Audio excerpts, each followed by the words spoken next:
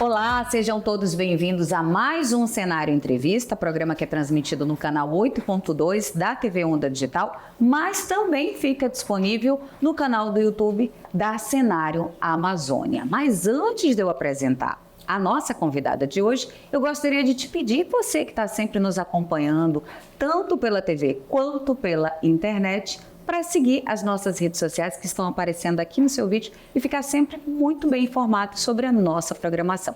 E a nossa convidada de hoje é a advogada Fabíola Borges, consultora em dados pessoais e privacidade. Fabíola é formada em Direito pela Universidade Paulista, pós-graduada em Inteligência Competitiva pela Universidade Federal do Amazonas, pós-graduanda em Direito Digital pela Escola Brasileira de Direito e membro da Comissão de Direito Digital, Startups e Inovação da UAB Amazonas. Doutora Fabíola Borges, seja muito bem-vinda ao Cenário Entrevista. Obrigado pelo convite e de a gente ter essa oportunidade de vir aqui falar com vocês. Doutora, antes da gente falar do assunto principal do programa de hoje, que é o tratamento de dados pessoais e também o tratamento de dados em pesquisas acadêmicas e LGPD, eu gostaria que você comentasse um pouco da sua história de vida. Você é amazonense ou não, doutora? Não, mas eu me considero, porque eu já moro tantos anos aqui. Na verdade, eu nasci no Rio, né? Mas eu já vim aqui já criança para cá praticamente. Mas já pelo tempo eu já me considero amazonense. Já gosto da terra, gosto da farinha, do peixe, né? Toma banho de rio. Banho de rio. É só o calor que a gente ninguém se acostuma, né? Como é que foi que o direito chegou na sua vida? A carreira de advogada sempre foi a sua escolha ou você já atuou em outra área? Pois é, não foi minha escolha, não foi uma coisa de, eu quero ser advogada, né? A minha experiência profissional sempre foi na área de tecnologia. Então, eu trabalhei em diversas empresas na área de tecnologia da informação, né? Então, até foi uma paixão minha, aí sim, era uma paixão. O direito veio depois, né, de alguns anos, e aí comecei a fazer a faculdade, né? E assim, na verdade, depois que eu fiz a faculdade, eu nem atuei logo, né? Nunca atuei. Foi só anos depois que, inclusive, eu resolvi, fazer a OAB, depois de alguns anos. E aí veio essa vontade de, justamente, por que não? Vamos aproveitar a oportunidade. Quem é a sua inspiração na área jurídica? Olha, hoje, uma das minhas inspirações, assim, eu acho Nelson Williams, né? Até pela história dele de vida, pelo que ele conta, uma pessoa que buscou, né, pela vida dele, que ele era uma pessoa que não tinha condições de nada e conseguiu pelo trabalho, pelo esforço dele mesmo, pelo que ele conta. E eu, assim, é uma pessoa também que eu admiro, não o fato de que ele tem ele demonstra isso, né, pra gente, essa luta que ele teve na vida, mas tudo que ele transmite de valores, né? A questão também, a parte tanto profissional dele, como também essa parte da família também. Depois que todo bacharel em Direito passa no exame da ordem e se torna advogado, surge um leque, né, de opções de áreas que vai atuar e tal. Como é que você chegou no direito digital? Então, justamente por conta dessa minha experiência nas outras empresas, né, na área de tecnologia da informação, então eu queria casar aquele meu conhecimento técnico, porque querendo ou não, assim, uma vantagem para um advogado ter também não só conhecimento jurídico, também ter um conhecimento técnico.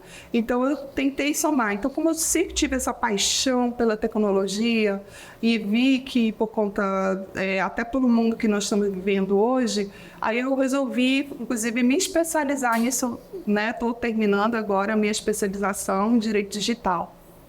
Muitas novidades, né? Nessa área, muito nova a atuação, muitas mudanças também. Mas Fala pra gente, como é que está esse mercado hoje? Porque quem nos acompanha aqui, temos acadêmicos também de direito, Sim. mas de diversas áreas, cientistas, pesquisadores, formadores de opinião, Sim. profissionais liberais. Então, assim, como é que está esse mercado hoje? Pois é, a primeira coisa que a gente precisa quebrar é um mito de que um profissional de privacidade e proteção de dados não necessariamente precisa ser um advogado. Ele pode ser de outra área, né? Ele pode, mas é claro que exige que ele tenha uma combinação de conhecimento, não tem como escapar, né? De que ele conheça do direito e que ele conheça de outras áreas técnicas também. Mas hoje é um mercado que está cada vez mais assim excedente. Pelo menos assim, tem muita vaga para analista de privacidade, de proteção de dados. E a gente não tem como não... assim, não é uma carreira que não tem como, assim, no momento que nós estamos vivendo, esse mundo que nós estamos vivendo digital, tem muita procura com relação a isso. E a própria LGPD trouxe esse novo perfil de profissional para as empresas, né? Então, cada vez mais tem essa procura. Então, é um mercado muito bom, é um mercado que ainda falta gente, né? Especializado, é claro. Eu falei com relação a não necessariamente ser um advogado, mas a pessoa precisa se especializar. De qualquer forma, ela vai ter que saber da lei, ela vai ter que estudar e também ter um conhecimento técnico. Então, são conhecimentos, vários conhecimentos que ela precisa ter. Não adianta, não pode deixar justamente de você buscar fazer cursos e técnicos, principalmente, né, para você ter o conhecimento para poder ser um assessor de privacidade. E, como eu falei, tenho duas vantagens. Tenho a vantagem de vir de uma área técnica e tenho uma vantagem de fazer direito. Então, assim, perfeito. Mas o que a gente vê é que a maioria dos profissionais do mercado são advogados.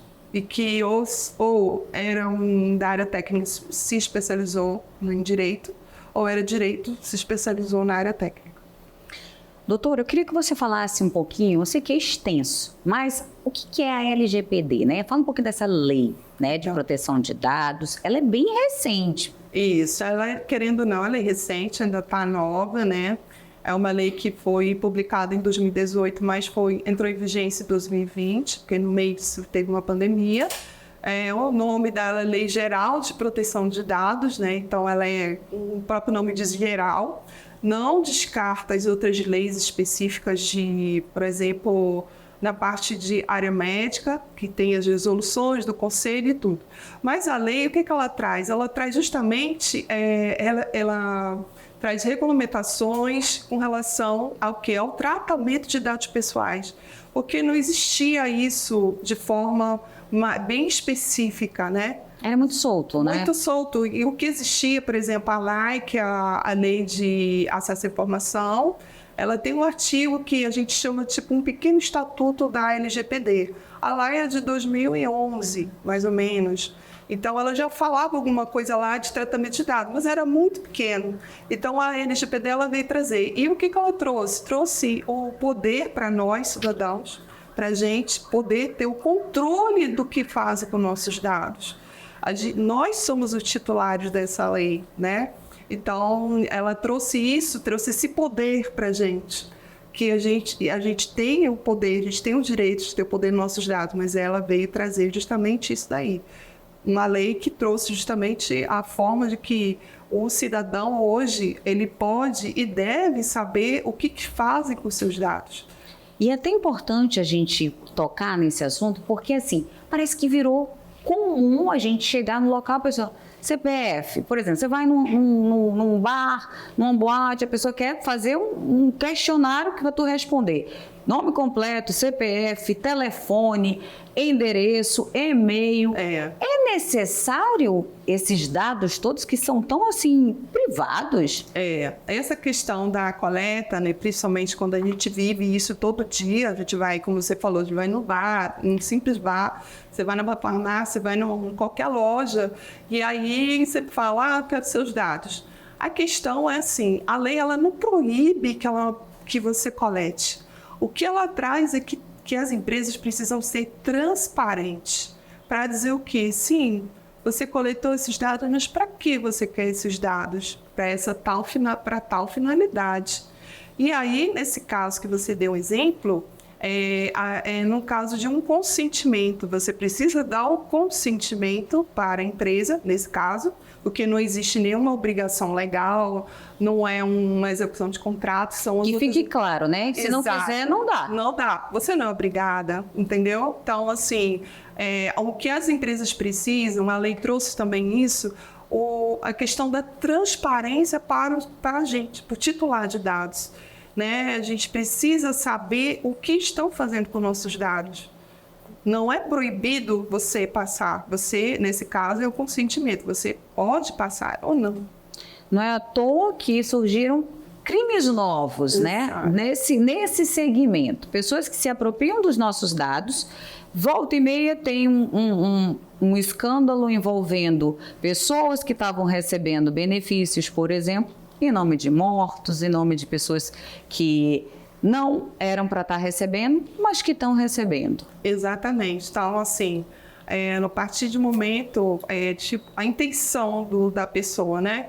A pessoa usar aquelas informações de forma ilícita, né? E para cometer um crime, nesse caso que você deu um exemplo, né? De usar aqueles dados para fazer um empréstimo, outra coisa, né? E por isso que a gente tem que, eu falo assim, que a gente tem que marcar passo, porque a gente não pode ter surpresa. Então, se você vai no estabelecimento hoje e você sabe o que você passou de informação e amanhã você recebe uma ligação ou você recebe um SMS, alguma coisa está errada.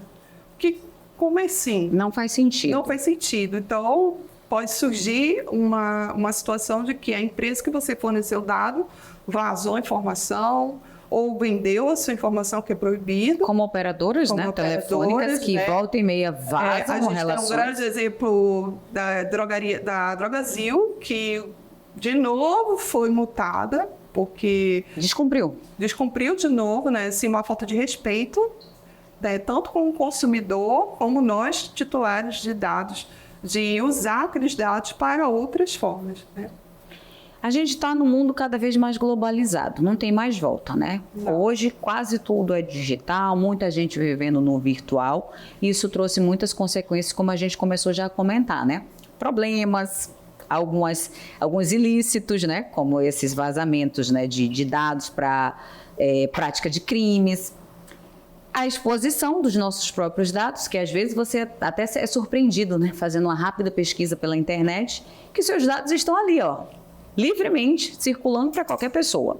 Como proteger esses dados que são tão sensíveis? Existe alguma forma? Olha, a primeira coisa, nós mesmos temos que ser críticos. A partir do momento quando você vai no estabelecimento, né? E como eu falei, você marca passo. Agora, isso eu estou falando de você estar passando os seus dados de forma de boa-fé para outra pessoa. Mas aí tem outros crimes que são os crimes cibernéticos, que podem, de alguma forma, roubar seus dados de um simples SMS que você recebeu e tem um link lá, e você clica, e de repente ele acessa seu celular. E aí você pode justamente perder ali a tua privacidade e vaza alguns dados até o seu aplicativo de banco, né? Então é um risco de você justamente ter essas formas, não só um SMS, como um e-mail ou qualquer outra forma, né?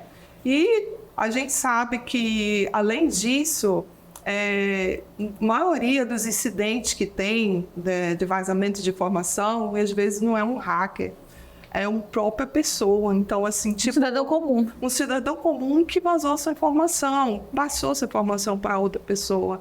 A gente vê pessoas celebridades hoje que teve informação vazada de um exame médico, de alguma coisa, teve até uma celebridade recentemente, e são pessoas que são conhecidas, e aquele cidadão comum. Porque a gente sabe... cadê a ética também? E cadê a ética, né? Então, assim, tudo isso daí, uma das coisas que tem que ser muito trabalhada dentro das empresas são as pessoas, porque elas são mais vulneráveis. elas são as que podem acarretar, e não precisa ser um hacker, basta uma pessoa vazar uma informação.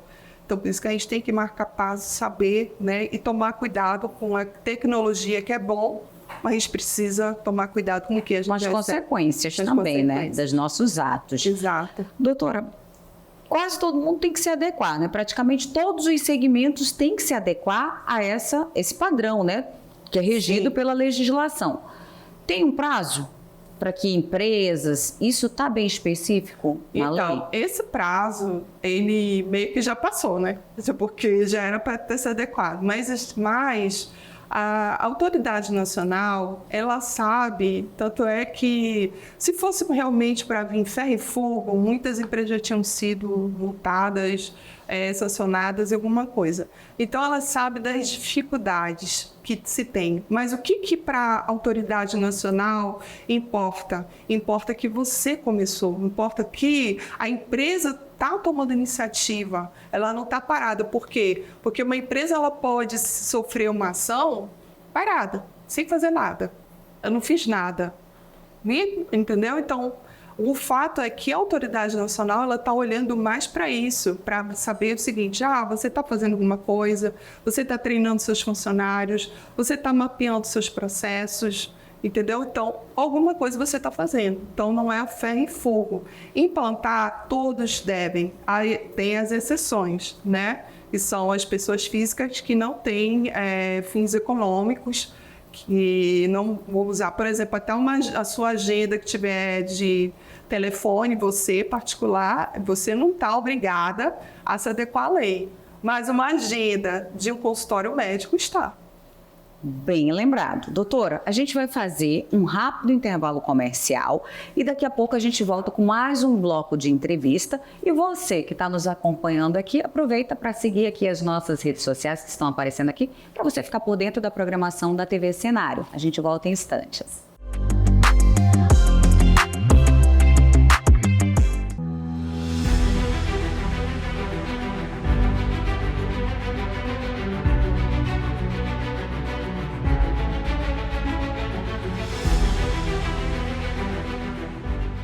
Responsabilidade, jornalismo profissional pautado na técnica, a Rede Cenário cumpre a missão de falar da Amazônia para o mundo.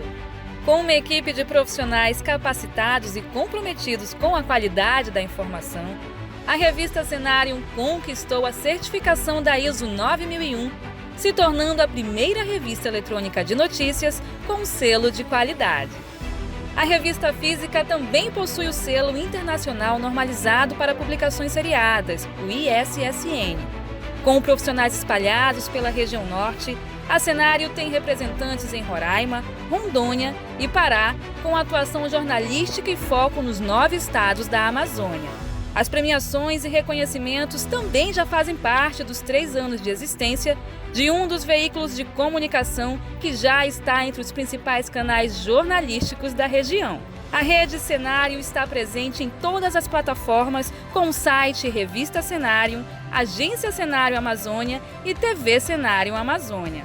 Com uma grade de programação especial, os produtos entregam ao público conteúdos autorais embasados na técnica jornalística, abordando pautas sobre o bioma amazônico e os povos tradicionais da Amazônia para o mundo.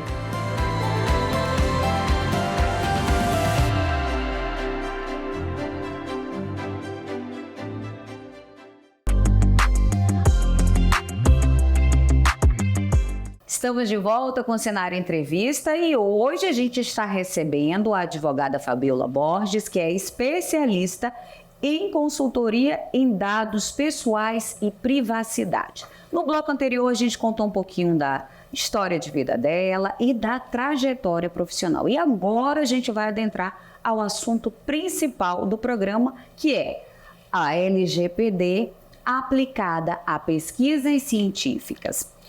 Doutora, a gente falou no geral, né, o que é a LGPD, aonde ela deve ser aplicada, mas é importante a gente falar desse ambiente, né, acadêmico, científico. A senhora poderia explicar para a gente como é que funciona na prática dentro desses ambientes? Então, trazendo o foco da lei para, no caso de pesquisas científicas, acadêmicas, né? A lei, ela, por exemplo, não se aplica ao caso de matéria jornalística, artístico e, no caso, pesquisa acadêmica. Mas, assim, é relativo. No caso de pesquisa acadêmica, a gente tem os órgãos de pesquisa, que são outra coisa, que fazem aquelas pesquisas científicas, né, que chamam pessoas. Então, com relação à pesquisa acadêmica, ela diz que não se aplica, mas ela fala um porém. Não, mas você tem que fazer o tratamento, né, dos dados pessoais. Então, ela sugere que, se possível, ser anonimizado. E no caso das pesquisas científicas, né, por exemplo, as de órgão privado, empresa de direito privado, né, com fins lucrativos, no caso, ela tem que aplicar o consentimento. Então, se ela vai chamar eu, você e eles para fazer uma pesquisa com a gente tem que assinar um termo de consentimento, né, que seria justamente esse documento para nos dar segurança de que vamos dizer assim, uma segurança jurídica de que a empresa, num caso de vazamento de dados, eu posso entrar com uma ação contra ela. Agora, a lei, ela traz o caso de órgão de pesquisa de direito público e órgãos de pesquisa de direito privado sem fins lucrativos. Então, ela fala especificamente deles que, nesse caso, uma das recomendações é com relação à pseudonimização, tanto na pesquisa científica para empresas de direito privado com fins lucrativos, e tanto essas outras, precisa o quê? Tomar cuidado com os dados pessoais, né?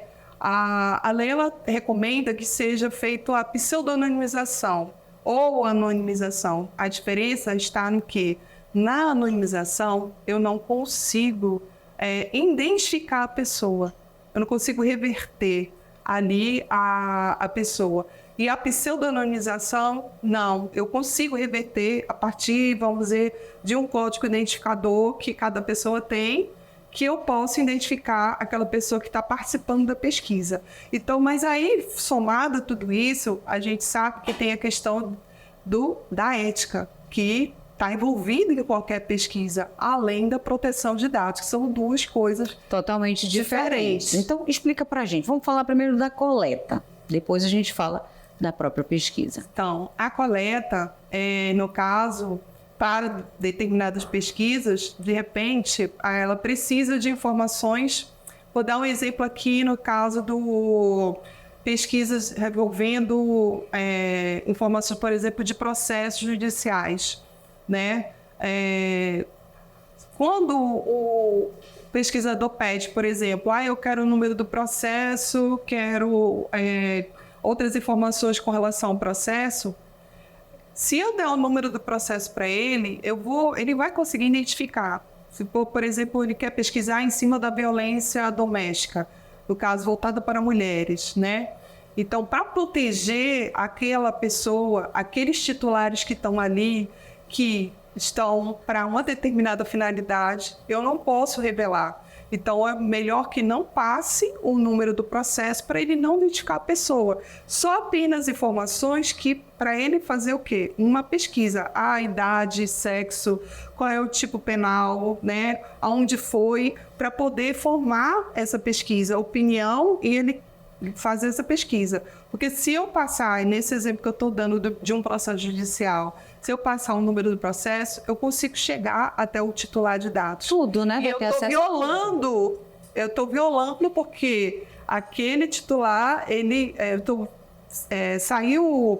eu estou passando a informação dele sem o consentimento dele para nova finalidade, entendeu? Expondo, né? Expondo os dados, né? Eu não posso expor. Quais são os principais desafios para a implementação da LGPD nesse meio científico de pesquisas? E os principais desafios é justamente que a gente fala da transparência, né? Reforçar a segurança, são esses pontos principais. A lei, como eu falei, ela não proíbe que você trate dados pessoais, mas o que a lei ela reforçou foi a questão da segurança. Como é que eu mantenho aquelas informações para que não haja um vazamento, né? Como é que eu trato aquilo internamente, porque imagina que são várias pessoas trabalhando, então eu preciso criar níveis de acesso e segurança, né? Para que nem todo mundo pode ter acesso, né? Então é o desafio isso. E principal é a transparência. Para quem está participando daquela pesquisa, se for uma pesquisa feita com um ser humano, com as pessoas, para justamente ter essa transparência com o titular para dizer, não, olha, estamos para essa finalidade não pode fugir daquilo da lei.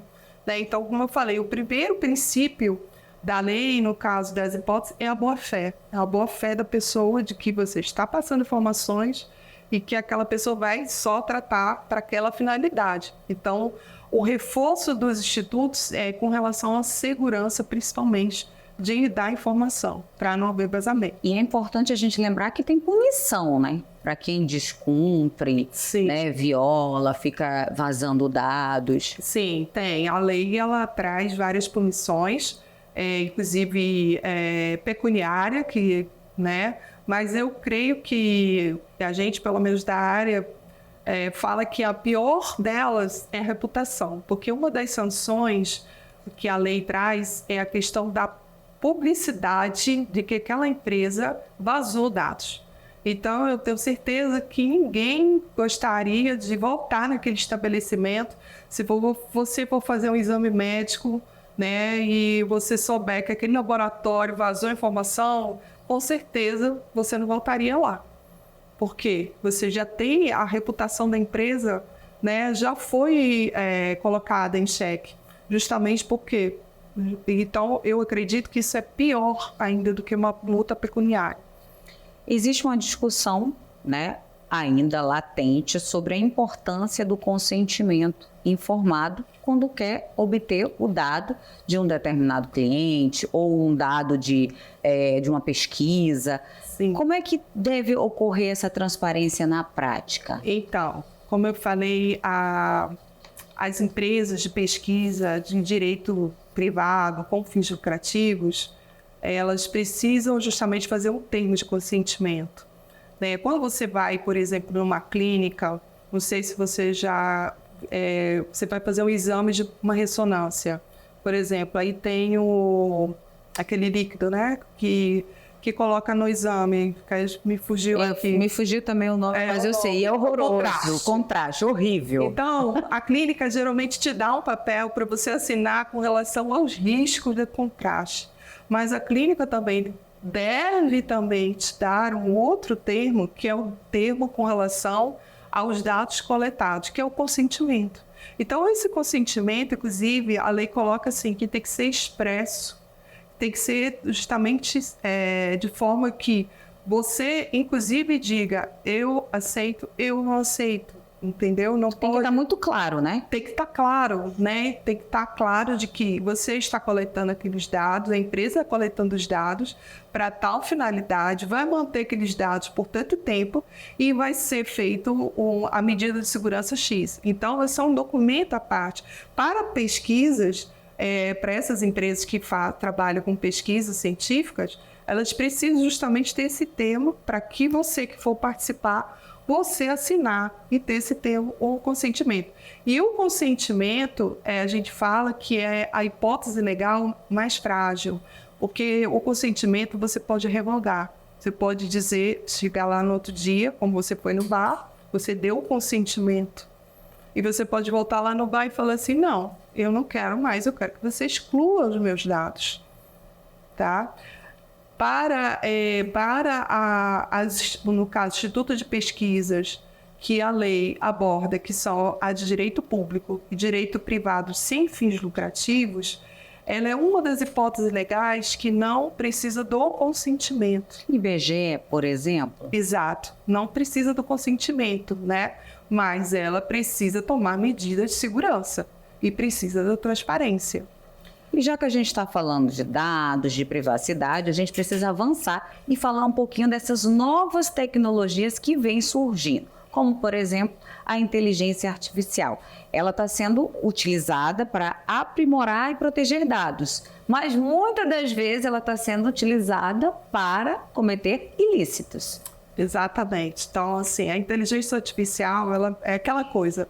Tudo tem dois lados, né? Para você usar para o bem e para o mal. Infelizmente, muita gente está usando a inteligência artificial, inclusive tem novos crimes cibernéticos, e usando voz, né? Isso através da inteligência artificial. Então, cada vez mais, os próprios crimes cibernéticos eles vão se aprimorando. E com essas novas tecnologias que vão chegando, no caso da IA, da inteligência artificial, vai dando oportunidades para justamente cometer esse tipo de ilícito mais aprimorado, né? Como falei, da voz, do uso da voz da pessoa. Fora aquele que pega a tua imagem e coloca no contexto totalmente exatamente. Então, inclusive, criar a imagem, né? A gente, recentemente, eu acho que pegaram a imagem de alguém, colocaram seminua. Então, você vai E aplicando golpes. Aplicando golpes, né? É a mesma coisa do Pix. Se manda para outra pessoa, pensa que é o filho e não é. E, de repente, a pessoa pode pegar aquela imagem que foi produzida numa inteligência artificial, mandar para um pai e mãe e dizer que é a minha filha, e, na verdade, não é uma foto real. E a pessoa, naquele nervosismo, que a gente sabe que o primeiro impacto é aquele emocional. E depois que a gente vai pensar... É um crime tão inteligente porque mexe com o emocional. Mexe com o emocional, né? Então, a primeira coisa vem aquele impacto. E a pessoa olha e acredita, igual a voz, como uma imagem. Outra pergunta que chegou, né, para a nossa produção é relacionado ao Pix. O Pix, muitas das vezes, ele deixa transparecer dados, né? Dependendo da instituição financeira que você está fazendo uma transação bancária. Sim, essa questão do Pix, né? Inclusive, a Pix dá a possibilidade de você colocar o seu telefone como chave, o seu CPF, o seu e-mail, né? Ou chave aleatória. Então, por isso que é importante cada vez mais as pessoas serem educadas para esse mundo digital. Porque a recomendação não use o seu telefone, não use o seu CPF, use, por exemplo, chave aleatória, outros meios, como também... QR Code. Um QR Code, porque você está minimizando o risco. É a mesma coisa com conta de rede social. A rede social, no caso, ela tem possibilidade de você fazer autenticação em 2 fatores. Você faz pela conta, pelo número do seu celular, para você receber o SMS, ou então por e-mail. E a recomendação é que não use. Existem programas que você pode usar a chave aleatória. Então, assim, e tudo isso é uma questão justamente do nosso comportamento, como nós vamos fazer. E a gente não pode achar que nós não vamos sofrer um dia um crime. Podemos sim. Podemos ser vítimas a qualquer momento. A qualquer momento. Então, por isso que é mais importante estar falando aqui, já está falando para o público, justamente para mudar comportamentos. Para você justamente, olha, eu não vou fazer mais assim porque eu vou correr menos risco, né? Porque a gente sabe, eu falo, por exemplo, de uma casa. Você sabe que você um dia, se mora numa casa, pode ser assaltada.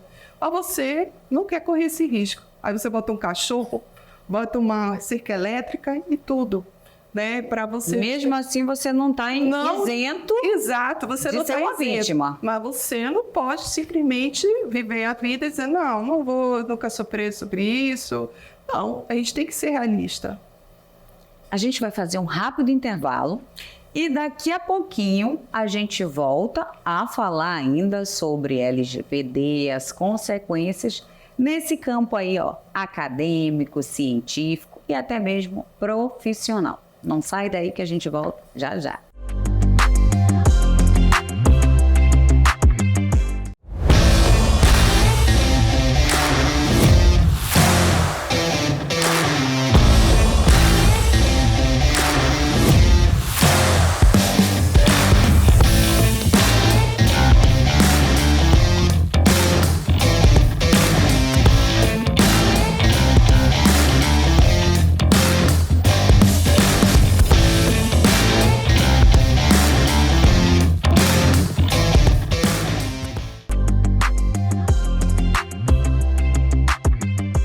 Estamos de volta e no bloco anterior a gente estava conversando sobre as novas tecnologias que vêm surgindo, como a inteligência artificial e as consequências também do mau uso, né, dessas novas tecnologias. Não foi isso, doutora? Sim.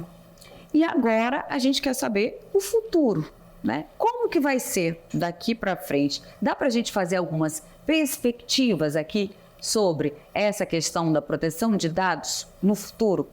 Então, no futuro, eu digo que depende de nós, pessoas, porque a gente tem que massificar muito essa questão da educação digital, porque, como eu falei, nós somos os mais vulneráveis de todo esse sistema.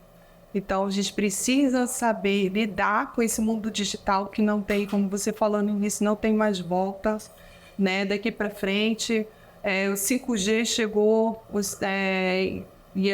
daqui a pouco ninguém vai ter roteador em casa, porque o próprio 5G a gente vai usar na internet dele, né? No caso. E a internet das coisas, né? Equipamentos inteligentes, geladeiras inteligentes, que são todos canal de coisa boa, mas também que a gente está correndo risco. Então, assim, cada vez mais a gente vai ter serviços digitais, né? E a gente precisa estar preparado justamente com relação a como nos comportar, como fazer com a chegada. Porque a tecnologia ela chegou primeiro, só que nós não fomos educados para isso. Essa geração que está hoje, que nasce, ela precisa ser educada.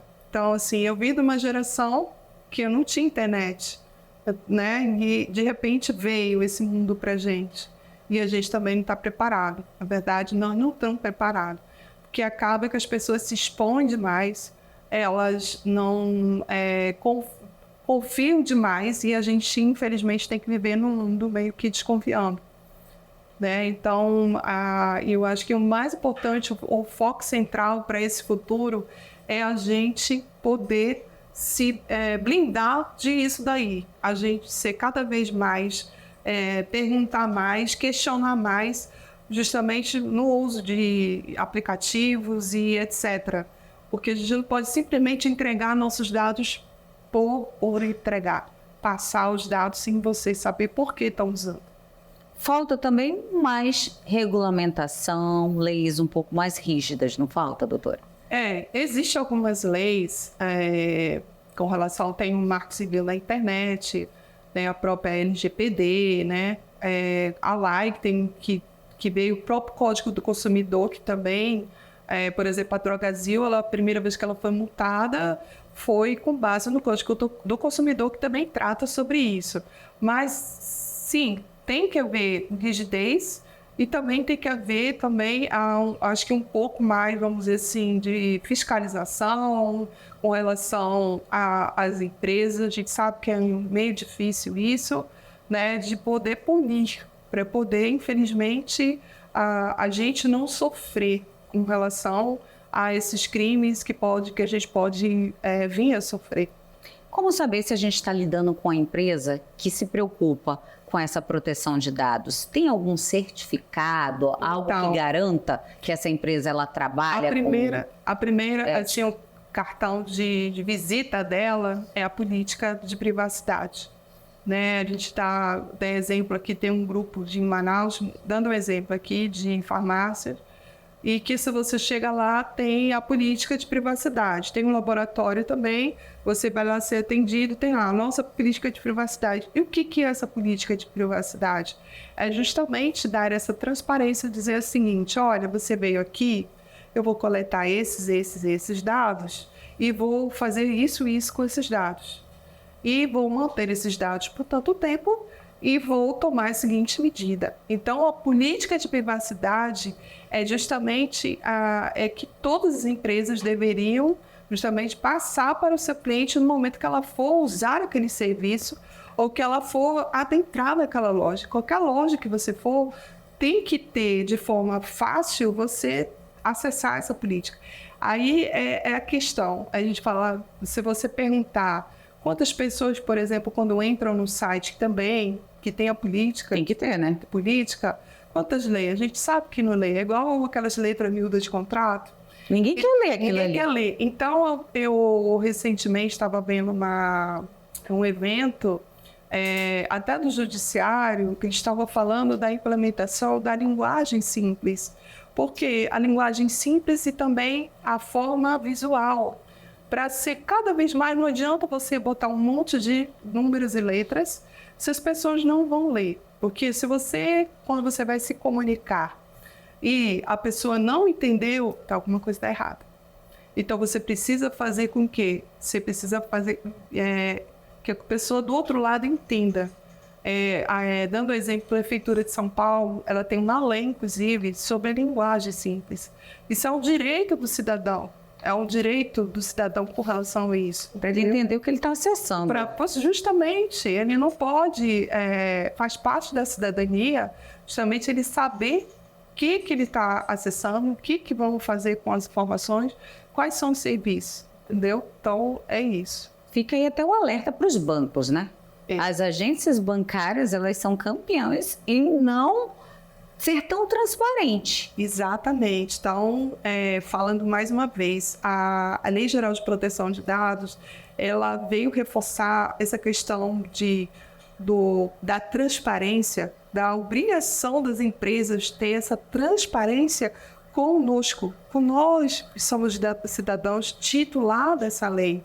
É isso que falta justamente essa transparência das empresas, para a gente não ser pego de surpresa, para a gente não justamente saber o que está acontecendo. De repente você recebe um telefonema, uma mensagem, algo que está envolvendo as suas informações e você não sabe, né? Por quê?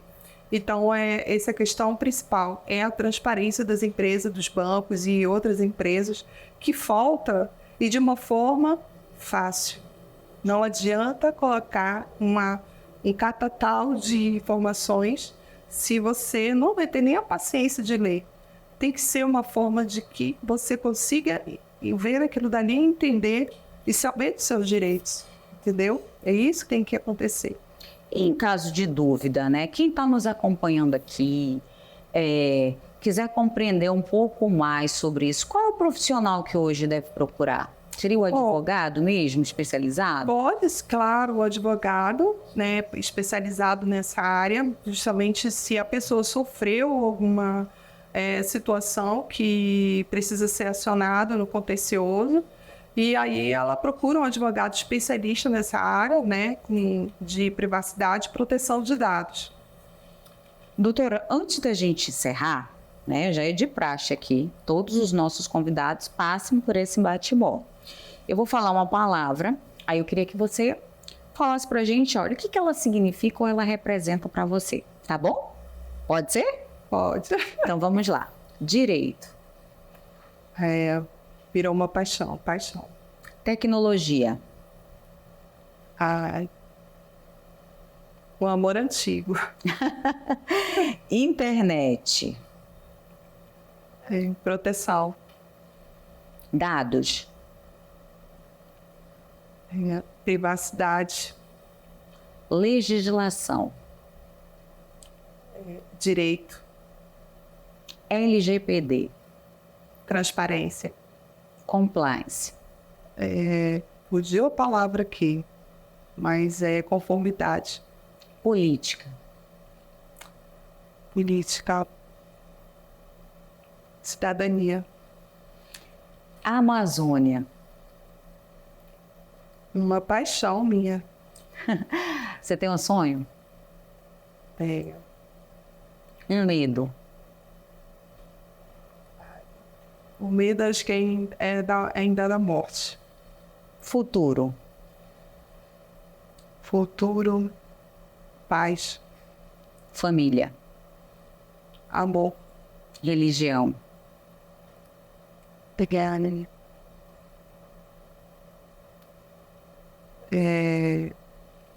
Religião. Realmente tá fugindo a palavra aqui, tá? Mas fica à vontade, porque isso aqui a gente pega de surpresa. Religião. Acho que religião, um caminho. Quem é Fabiola Borges? Eu sei que é difícil a gente se autodefinir, mas quem é? Fabíola Borges é uma pessoa que hoje busca qualidade de vida, busca paz. Que eu acho que se você tiver saúde, qualidade de vida e paz, eu acho que você vai em frente, você vai longe.